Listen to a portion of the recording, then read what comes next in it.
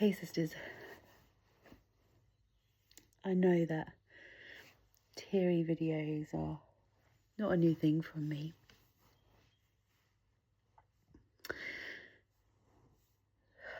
But something really just hit me in quite a big way. And I wanted to share it with you, so please bear with me whilst this is not a Instagram algorithm worthy video. But it is real, and it is raw, and it is what's coming from the slowing down. So this morning I awoke after a beautiful long sleep. Yesterday I did a lot of cutting down things in the garden.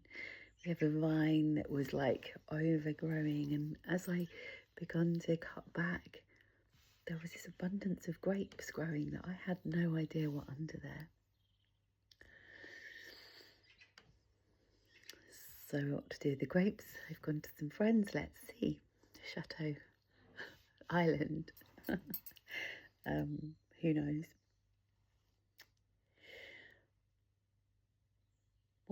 What that does is it gives me a chance to really soil and compost the things that are moving through me. And I went to bed last night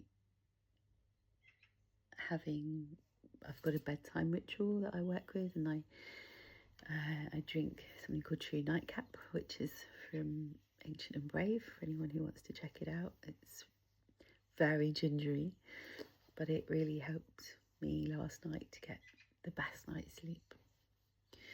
And so I woke this morning after a really good solid 8 hours, which is, for most of us going through this phase of life, you'll know that's quite an achievement.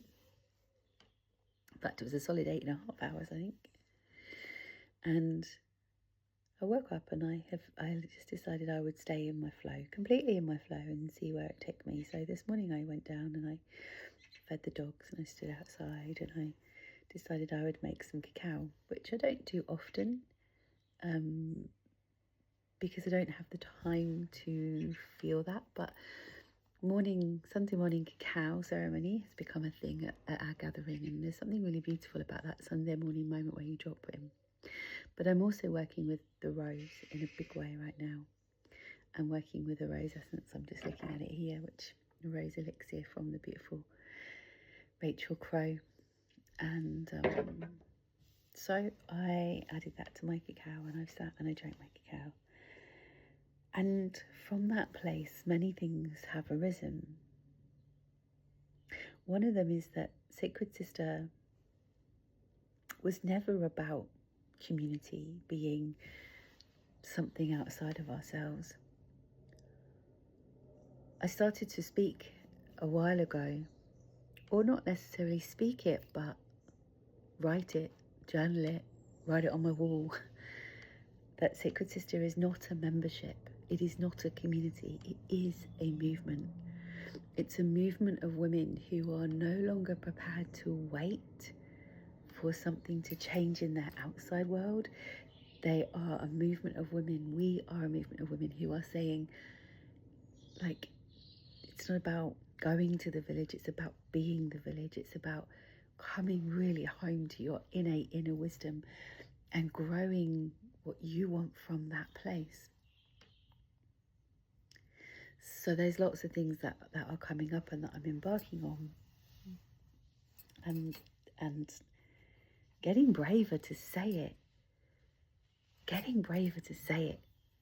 We're not here just to be a community. We are here to truly make a freaking difference in the world.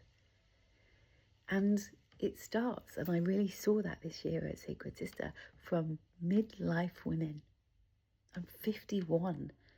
I've lived enough life and I've had enough experiences and survived some of the most hideous stories. I was sharing some of my backstory with somebody the other day, and she was like, my God, you've lived a gazillion lives in this life. And I have, and it's true. And I don't share my story very often because I don't want to be known for my story. I want to be known for who I am now. But maybe I do need to share a little bit more. But, Let's just share some of it. Endometriosis, polycystic ovaries, 8 miscarriages, 2 cesareans, nearly dying, suicide attempts, domestic violence. Those things are all part of my past. So when I sit here and think, what qualifies me to be in this place of leadership of a movement? My life. My life. So anyway, I sit and I talk and I think a lot about, also we have the sanctuary, and, I always talk about Sacred Sister started in 2020. But this morning I was reading some beautiful, beautiful experiences from a beautiful soul called Holly Unity. And Holly and I have had a connection since we first met in a field back in 2014. But we haven't had much. She moved back to Australia. We haven't had much connection. But she shows up on my feed, and she's just been to medicine, and just, this amazing kind of connection to her. And so I just went and I looked, and I was leaving her a voice message, and I went back and I looked at her first message. And in that first message, it said, I'd love to talk more to you about Sacred Sister Sanctuary and how we really launch and get into the world. Sacred Sister Sanctuary. In 2014. 2014. So this hasn't just been in the mix for the last 6 years. This moved through me for a very long time. And I held that first space, the SSS, the Sacred Sister Sanctuary, at an event called Unity back in 2014. And I held it because I was then called by the guy who became my business partner before he passed away, Sunbird. And he said to me, come and just run a women's space. And I was like, never run a women's space before. What's he on about? But that's what he saw in me. And I did the first Sacred Sister Sanctuary. And the reason that Holly and I had a conversation is because I held that space in a, it was a beautiful tent, but it was a nylon tent, and she had this amazing red tent, and she was like, you should use that for gathering women. So I thought I would just share that with you this morning, because this isn't something that just arrived. This isn't a dream that I just dreamt out of nowhere. This isn't an event that happens once a year.